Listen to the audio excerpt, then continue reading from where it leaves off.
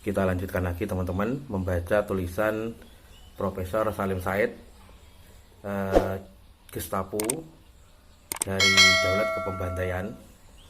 Namun sebelumnya bagi teman-teman yang ketinggalan sesi 3 silahkan dilihat dulu di atas ini ya, di atas ini atau di sini. Oke, kita lanjutkan. Bahwa waktu itu ada konflik yang makin tajam antara PKI dan Angkatan Darat yang mendapat dukungan golongan masyarakat anti komunis. Itu sudah suatu kenyataan sejarah yang tak terbantah. Waktu itu Angkatan Darat bertransformasi menjadi garda depan kekuatan anti komunis sebagai reaksi dari dilemahkannya oleh Soekarno kekuatan anti komunis dalam masyarakat. Mereka yang kritis terhadap PKI disebut Soekarno sebagai menderita komunistofobi, artinya sama dengan kontrarevolusi. Pada masa kekuasaan Soekarno, semua yang dituduh kontrarevolusi hidupnya susah karena terus-menerus menjadi sasaran pengganjangan PKI dan kekuatan kiri lainnya. Bahwa hubungan Angkatan Darat dan Presiden Soekarno makin terus memburuk, masa itu juga bukan rahasia di Jakarta, terutama menjelang berakhirnya sejarah demokrasi terpimpin, bahwa PKI makin meningkatkan aksi ofensif revolusioner dan agitasi politiknya di hampir segala sektor. Itu juga suatu yang terdokumentasi dengan seksama dalam koran-koran terbitan masa itu dan dianalisis dengan baik dalam buku Indonesia Komunisme Under Soekarno karya sarjana Australia Rex Mortimer. Retorika PKI waktu itu adalah teriakan-teriakan ganas selayaknya kekuatan yang sebentar lagi menyerbu dan memusnahkan lawan-lawannya. Yang berkali-kali kurang diperhatikan orang Indonesia waktu itu adalah adanya semacam perbedaan sikap terhadap Soekarno dan PKI di kalangan militer, khususnya dalam Angkatan Darat. Waktu itu di dalam Angkatan Darat ada kelompok Nasution yang amat kritis terhadap sikap lunak Soekarno. Masa itu di dalam Angkatan Darat ada kelompok Nasution yang amat kritis terhadap sikap lunak Soekarno. Saya ulangi lagi, masa itu di dalam Angkatan Darat ada kelompok Nasution yang amat kritis terhadap sikap lunak kelompok Ahmad Yani kepada Soekarno. Yang juga ada kelompok Kostrad yang dipimpin Soeharto yang merasa dianggap remeh oleh kelompok Yani. Tentu saja tidak boleh dilupakan kelompok perwira progresif revolusioner yang dikenal sebagai perwira berpikiran maju yang sejak lama telah dibina oleh Biro Khusus PKI. Di luar Angkatan Darat ada Angkatan Udara, pimpinan Omar Dhani sangat loyal kepada Panglima Tertinggi ABRI dan cenderung bersikap antagonistik terhadap Angkatan Darat.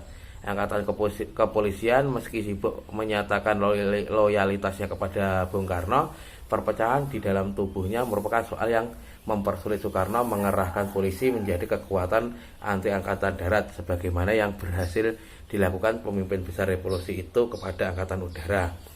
Angkatan Laut di bawah pimpinan Laksamana Madya Martadinata berhasil menjaga hubungan baiknya dengan Angkatan Darat, terutama karena Setion antara lain adalah teman lama Martadinata di Bandung pada zaman Jepang. Kendati demikian, tugas Martadinata menjaga Angkatan Laut agar tidak diadu dengan Angkatan Darat tidaklah mudah. Seperti di berbagai satuan Angkatan Darat, di Angkatan Laut juga banyak pengikut fanatik Soekarno. Yang paling mencolok adalah Letnan Jenderal KKO Hartono, Panglima Korps Komando, nama marinir waktu itu. Nah, ketika posisi presiden semakin terdesak setelah Gestapo, Jenderal KKO Hartono secara resmi Jenderal KKO Hartono secara berani mengumumkan dukungannya kepada Soekarno. Putih kata Bung Karno, putih kata KKO. Hitam kata Bung Karno, hitam kata KKO. Pengganti Martadinata sebagai Kepala Staf Angkatan Laut, Laksamana Mulyadi, juga seorang Soekarnois. Keduanya, Hartono maupun Mulyadi, setelah Soeharto mengonsolidasi kekuasaannya, mengakhiri karir militer mereka dengan menduduki duta besar masing-masing di Pyongyang untuk Hartono dan Moskow untuk Mulyadi.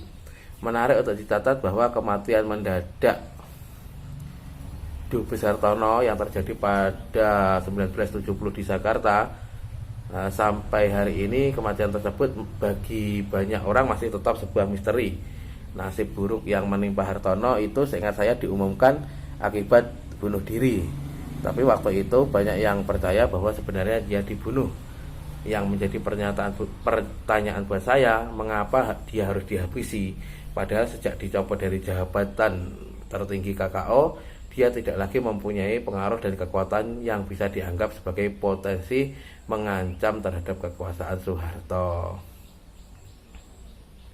Secara sederhana bisa dikatakan bahwa di sekitar terjadinya Gestapo tersebut terdapat paling sedikit 4 kelompok yang berkepentingan masing-masing terhadap kekuasaan dan kelanjutan politik Indonesia yang waktu itu dipimpin Soekarno.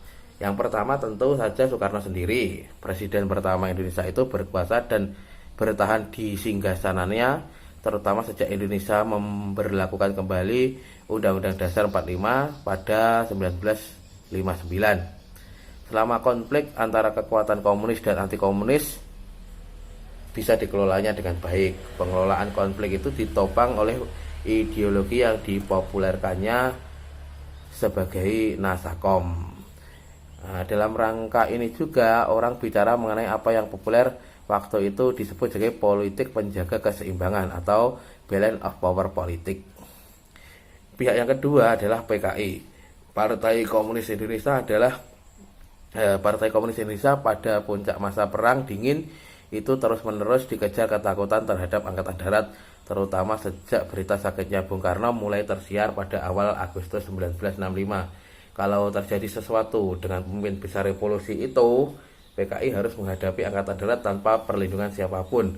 Orang-orang komunis itu tahu meski mempunyai banyak pengikut, mereka tidak bisa melawan Angkatan Darat, terutama selama Angkatan Darat masih dipimpin oleh jenderal-jenderal anti komunis. PKI sangat sadar kondisi tersebut, oleh sebab itu sebagai taktik mudah dimengerti jika PKI memilih strategi mendukung Nasakom dan memainkan peran sebagai pendukung militan Presiden Soekarno. Presiden dan pemimpin besar revolusi itu satu-satunya kekuatan yang sanggup, berani, dan selalu konsisten melindungi PKI dari ancaman Angkatan Darat. Bagi Soekarno, PKI bukan hanya salah satu pilar Nasakom, melainkan juga sebuah kekuatan politik yang dimanfaatkan mengimbangi Angkatan Darat. Sebagai politikus yang canggih tanpa kekuatan penyeimbang, dia yakin akan mudah menjadi sandera para jenderal. Yang ketiga atau pihak ketiga adalah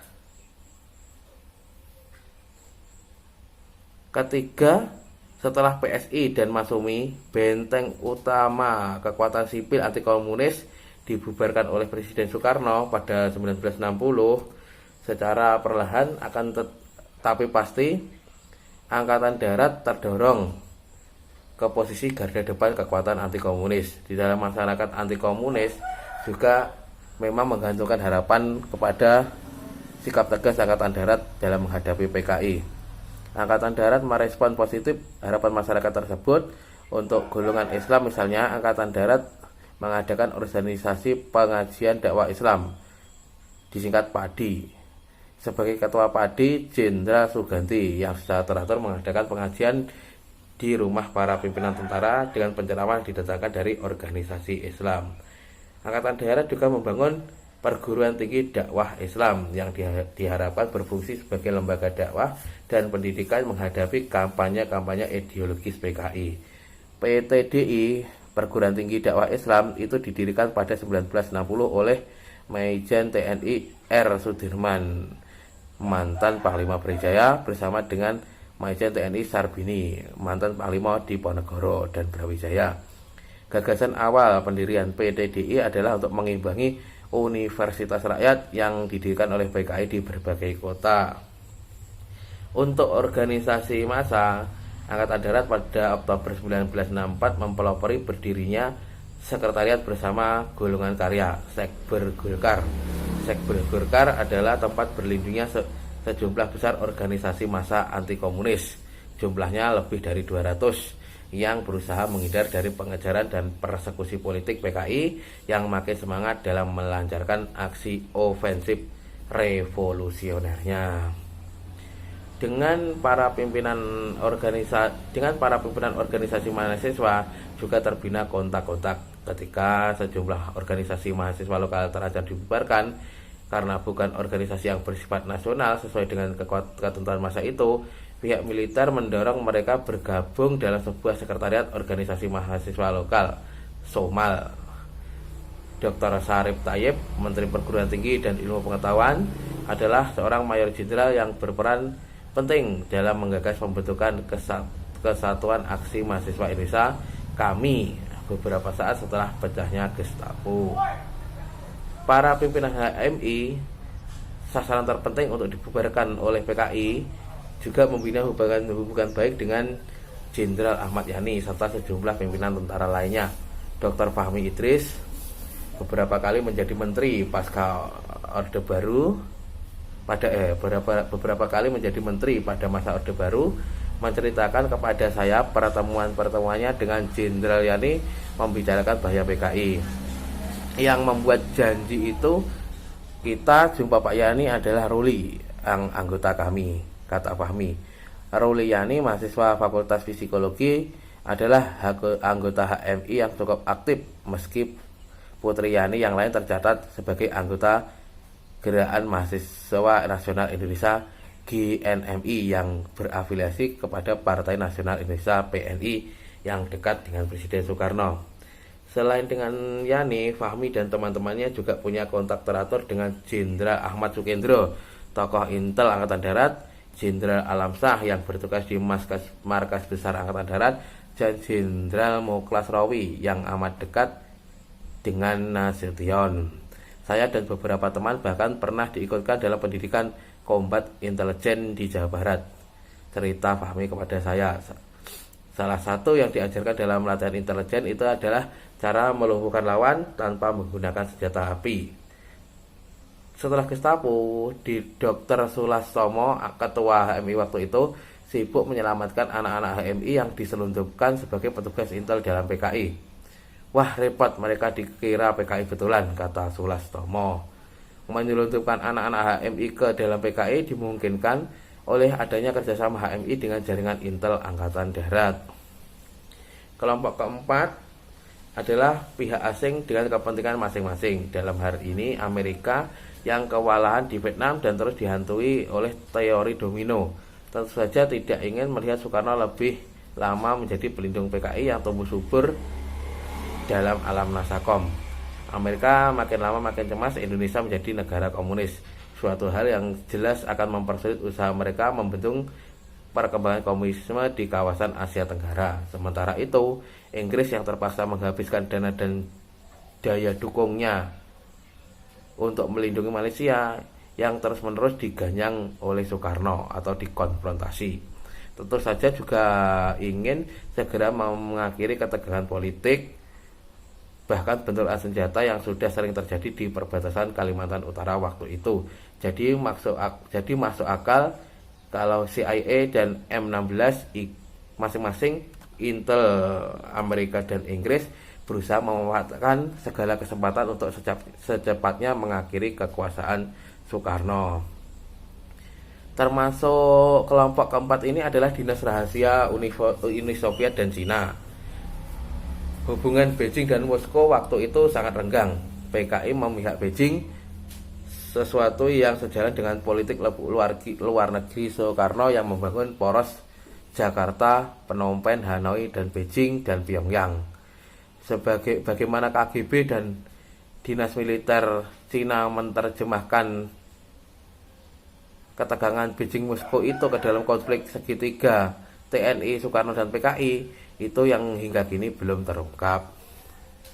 Tapi ketika tentang dokumen Gilchrist yang ditafsirkan sebagai usaha KGB memprovokasi Soekarno agar secepatnya menindak apa yang disebut PKI sebagai Dewan Jenderal, demikian juga apa yang waktu itu disebut sebagai dokumen PKI yang berisi rencana perampasan kekuatan oleh golongan komunis yang sempat jadi bahan debat panas antara Khairul Saleh dan Dian Aidit dalam sebuah sidang kabinet di Istana Bogor pada Desember 64, ada kemungkinan dokumen PKI itu seperti halnya dengan dokumen Gilchrist adalah buatan intel asing sebagai bagian dari usaha memprovokasi Angkatan Darat untuk secepatnya bertindak terhadap PKI. Mari sekarang kita perhatikan lebih jauh kelompok ketiga, yaitu Angkatan Darat. Seperti sudah saya katakan tadi, pada pihak ini paling sedikit ada subkelompok yang berbeda, ada 4 subkelompok yang berbeda waktu itu. 1 kelompok Nasution, 2 kelompok Ahmad Yani, 3 kelompok Soeharto, dan 4 perwira binaan Biro Khusus PKI.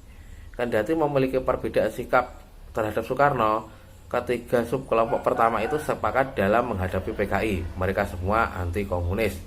Terhadap Soekarno, subkelompok Nasution menganut garis lebih keras. Pihak Yani mencoba merangkul sang pemimpin besar revolusi dengan alasan dan harapan agar tidak terlalu dekat dengan PKI. Sementara Soeharto berdiri di sudut dengan perasaan yang diremehkan oleh kelompok Yani yang berkuasa. Kalau Nasution menilai Soeharto sebagai oportunis sejak zaman revolusi. Yani atau orang-orang di sekitar Panglima Angkatan Darat kabarnya menilai Soeharto sebagai jenderal bodoh. Yang jelas, menurut Letnan Jenderal TNI Purnawirawan Sayyidiman Suryo Hadiprojo, Soeharto dan perwira-perwira dalam kelompoknya memandang kelompok Yani dengan perasaan cemburu.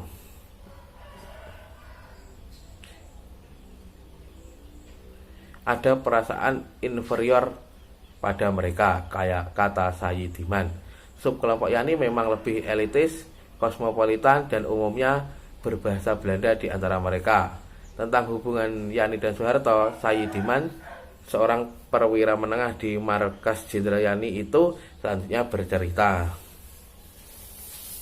Meskipun tidak ada ketentuan resmi tertulis, namun Pak Yani memperlakukan Pak Harto sebagai orang kedua di TNI Angkatan Darat setelah Menpangat.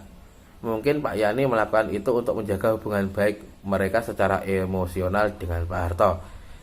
Karena ketika di lingkungan Kodam di Ponegoro, Pak Harto lebih senior dari Pak Yani. Jadi Pak Yani selalu menjaga agar tidak ada perasaan kurang kondusif ketika keadaan sekarang berbalik, yaitu Pak Yani sebagai Menpangat dalam posisi senior terhadap Pak Harto yang Panglima Kostrad. Meskipun Pak Yani selalu menghormati Pak Harto dan menjaga hubungan emosional itu dengan baik, namun saya merasa bahwa Pak Harto tidak terlalu serak dalam hubungan beliau dengan Staf Umum Angkatan Darat.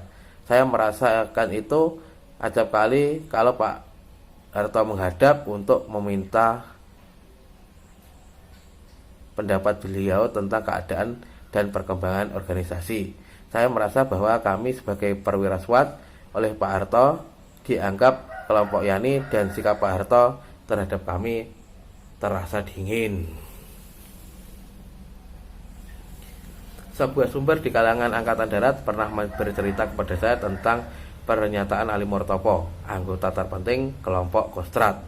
Dalam sebuah pertemuan di kalangan terbatas setelah kekuasaan Soeharto terkonsolidasi, konon Murtopo waktu itu berkata, zaman Yani sudah lewat, sekarang zaman Soeharto.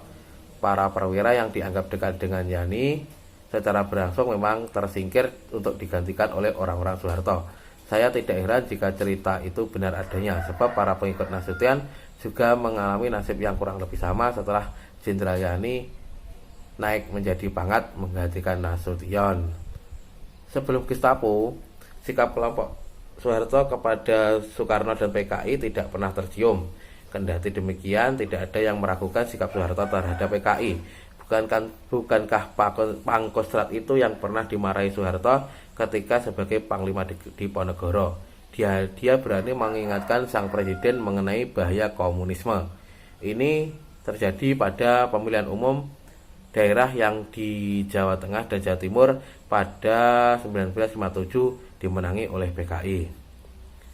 Akibat perbedaan dalam menghadapi Soekarno itulah memuncak konflik antara sub kelompok Nasution dan Yani pada awal 1965. Konon waktu itu, Januari 1965, pada suatu hari Letnan Jenderal Ahmad Yani memerintahkan Mayor Jenderal TNI Suprapto, salah seorang deputinya, kemudian juga dikenal sebagai salah seorang pahlawan revolusi, menangkap Jenderal Nasution. Perintah yang nampaknya dimaksudkan untuk menunjukkan loyalitas Yani kepada Soekarno itu dibatalkan secara mendadak beberapa hari kemudian, sehingga bentrok antara pendukung Yani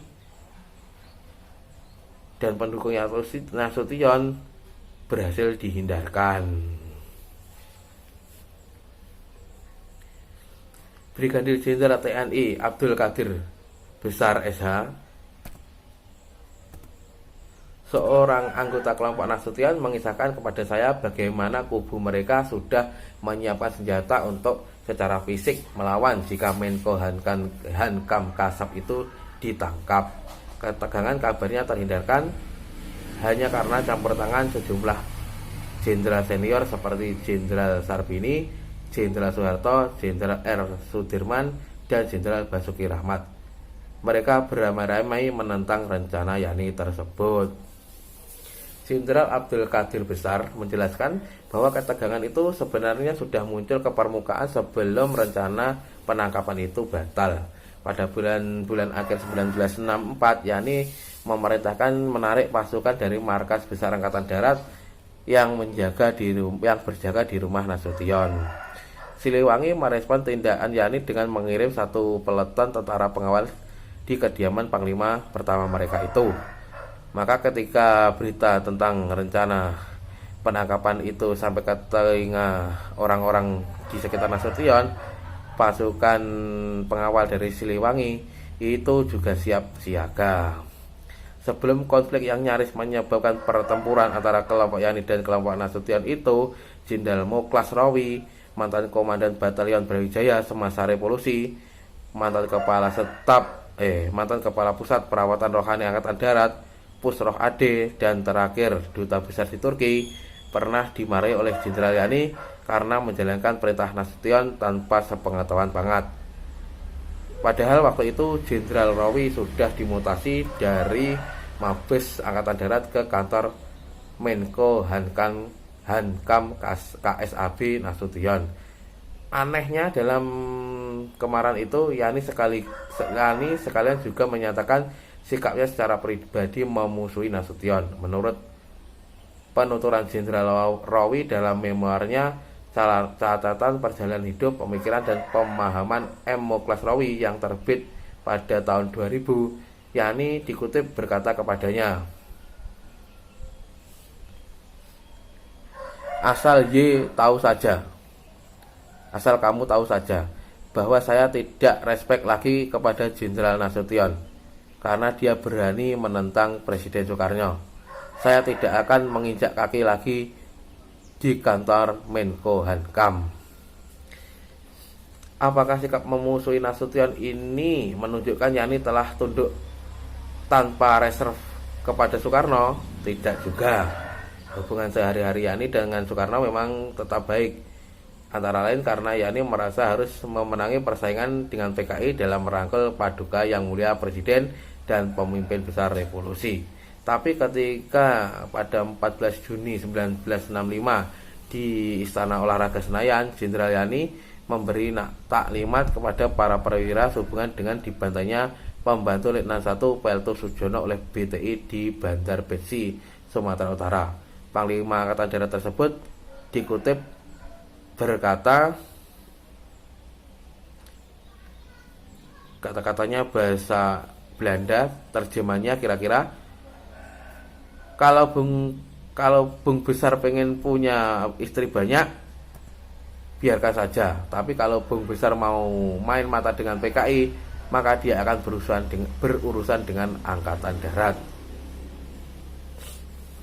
Peter Dill Scott, seorang sarjana Amerika, kemudian muncul dengan pendapat bahwa pertemuan para jenderal Angkatan Darat pada Januari 1965 yang menggagalkan rencana penangkapan Nasution itu yang justru meyakinkan Soeharto untuk tidak lagi percaya kepada Yani. Dengan kata lain, kesetiaan Yani kepada pemimpin besar revolusi. Maaf, kita ulangi lagi. Peter Dale Scott, seorang sarjana Amerika, kemudian muncul dengan pendapat bahwa pertemuan para jenderal angkatan darat pada Januari 1905 yang menggagalkan rencana penangkapan Nasution itulah yang justru meyakinkan Soekarno untuk tidak lagi percaya kepada Yani. Dengan kata lain, kesetiaan Yani kepada pemimpin besar revolusi mulai diragukan Soekarno. Tampaknya rencana penyingkiran Yani mulai bersemi di kepala Soekarno sejak itu.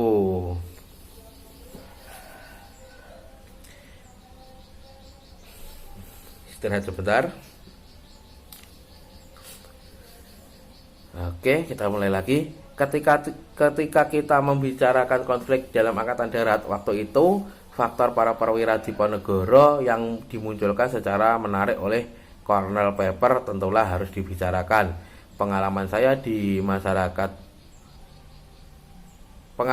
di tengah masyarakat Jawa ketika menjadi pelajar sekolah menengah atas di Solo selama 3 tahun dan sebagai wartawan yang meliput operasi militer pembersihan elemen-elemen Gestapo dalam militer di Jawa Tengah pada November 1965 serta bacaan-bacaan tentang masyarakat dan budaya Jawa membawa saya pada kesimpulan bahwa fenomena yang ditengarai oleh ahli dari Cornell University itu bukannya tidak ada. Kendati demikian, tatkala bereaksi pada 1 Oktober, tindakan para perwira di Jawa Tengah itu adalah hanya bagian dari gerakan besar yang dirancang secara terpusat oleh Biro Khusus PKI di Jakarta.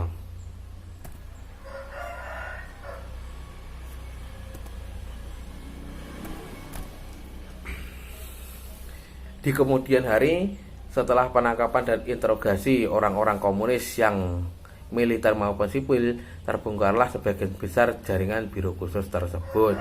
Mengenai jaringan tersebut, menarik untuk menyimak informasi yang saya dapatkan dari Jenderal Brigjen TNI Purnawirawan Dr.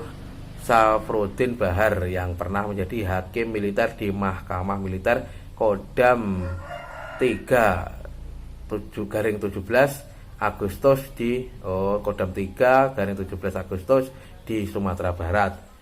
Proses pemeriksaannya berhasil membongkar jaringan Biro Khusus PKI di wilayah Sumatera Barat dan Tengah. Di Sumatera Barat, Kepala Biro Khusus adalah Baharudin Hanafi dengan wakilnya Jayusman alias Mamak. Di Riau, Ketua Biro Khusus adalah Muhammad Armin Zain. Mereka ini selalu berusaha secara sistematis mempengaruhi perwira-perwira teras Kodam 3/17 Agustus. Mereka juga ikut dalam rapat-rapat Biro Khusus yang dipimpin oleh Aidit, tulis Safruddin Bahar lewat surat elektroniknya kepada saya pada April 2012. Informasi Safruddin Bahar ini memungkinkan kita menyimpulkan bahwa Biro Khusus PKI bekerja di semua instansi dan daerah militer. Bahwa perwira-perwira Diponegoro di Jawa Tengah itu mengeluh adanya gaya hidup para jenderal pimpinan angkatan darat di Jakarta yang mereka anggap mewah dan jauh dari kesederhanaan. Bagi mereka yang kenal budaya Jawa Tengah masa itu memang tidak sulit dimengerti. Tapi yang membungkus keluhan itu dengan ideologi dan mengarahkan menjadi suatu gerakan politik dan akhirnya militer jelas adalah Biro Khusus PKI. Menarik untuk dicatat bahwa keluhan itu sama sekali tidak ditujukan kepada Soeharto, yang bukan saja tidak termasuk kelompok Yani, melainkan juga karena kehidupan ekonominya sebagai melainkan juga karena kehidupan ekonominya sebagai jenderal senior waktu itu kabarnya memang tergolong sederhana.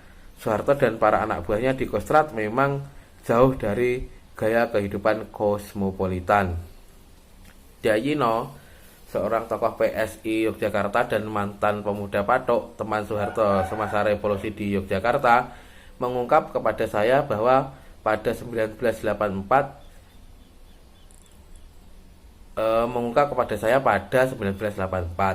bahwa menjelang Gestapo itu Ibu Tien Soeharto pernah menyampaikan kepadanya rencana Soeharto keluar dari tentara. Menurut istrinya, Soeharto merencanakan mencari pekerjaan lain untuk membiayai keluarga yang tidak bisa lagi ditopang dengan penghasilannya sebagai seorang panglima Kostrad. Dalam memoarnya, Yusuf Wanandi membenarkan cerita Dayino tentang rencana Soeharto keluar dari militer, tapi alasan lainnya menurut Yusuf Wanandi ceritanya bersumber dari Jenderal Sujono Humardani. Soeharto memutuskan akan berhenti dari tentara karena kecewa tidak diangkat sebagai Panglima Kolaga dalam rangka Zikora pengganjangan Malaysia. Jabatan tersebut diberikan Soekarno kepada Laksamana Madya Umardani, Panglima Angkatan Udara yang jauh lebih junior dari Soeharto. Dia menulis surat pengunduran dirinya dari Angkatan Darat pada Mei, tapi diintercept oleh Letnan Kolonel Sujono Humardani hingga tidak sampai ke tangan Nasution, tulis Wanandi.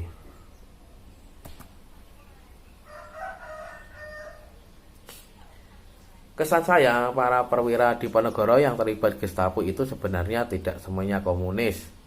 Beberapa di antara mereka hanya Soekarnois, tapi rata-rata mereka menganut ideologi nasionalisme dengan lapisan xenofobia yang kental, penuh curiga kepada orang asing dan terutama orang kulit putih, disertai dengan pandangan kerakyatan yang ditandai dengan kesederhanaan dan keprihatinan hidup. Hal demikian itu umum ditemukan di kalangan kaum abangan di Jawa Tengah pada masa itu. Sebagai Soekarnois yang kerakyatan, mereka memang tidak sulit dihasut oleh Biro Khusus PKI untuk melawan Dewan Jenderal yang bekerja sama dengan CIA dan tidak loyal kepada pemimpin besar revolusi.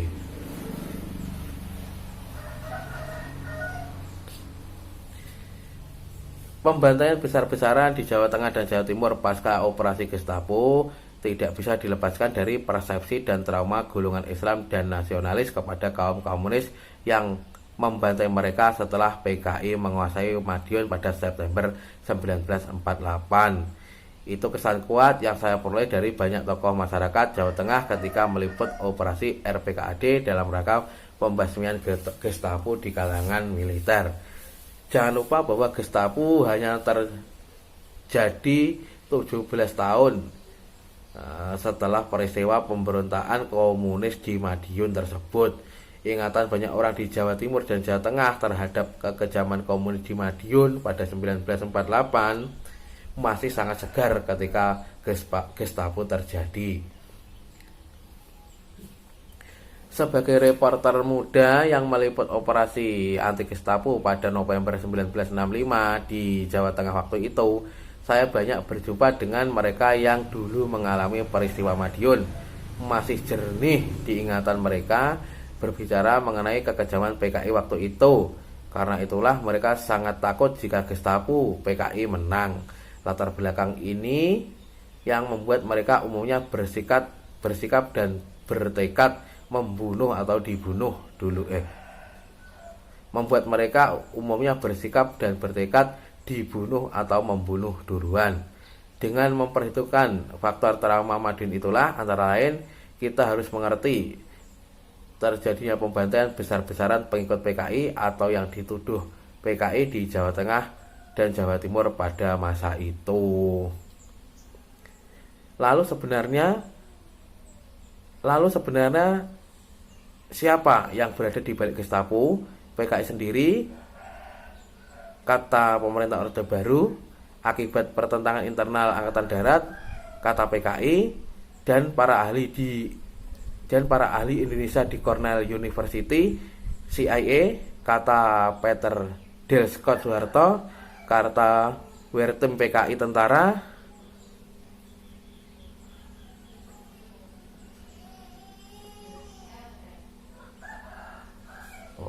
kata Wertim, PKI, tentara, dan Nekolim. Lalu siapa sebenarnya yang berada di balik Gestapo? PKI sendiri, kata pemerintahan terbaru. Akibat pertentangan internal Angkatan Darat, kata PKI dan para ahli di Cornell University. CIA, kata Peter Dale Scott. Soeharto, kata Wertem. PKI, kata tentara, dan Nekolim, kata presiden tentara. PKI, kata tentara, dan Nekolim. PKI, tentara, dan Nekolim, kata Presiden Soekarno. Sudah capek, istirahat dulu ya. Dilanjutkan pada sesi berikutnya.